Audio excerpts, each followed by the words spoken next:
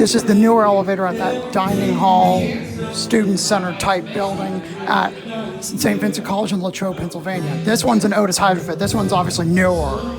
The other one here is a Dover Oil Chalk Impulse that got modded by Otis. Again, sorry about all of the background noise. There's an event going on. Go up to 3, here you go up.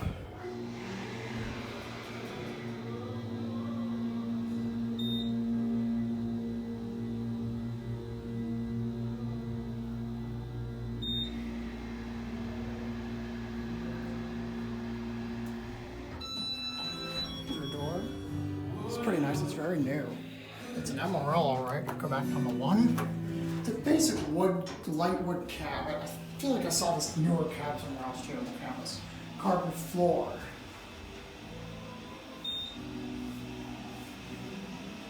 There's a lockout for all the floors, but nothing's locked. Here, back at 1. It smells kind of funky in here.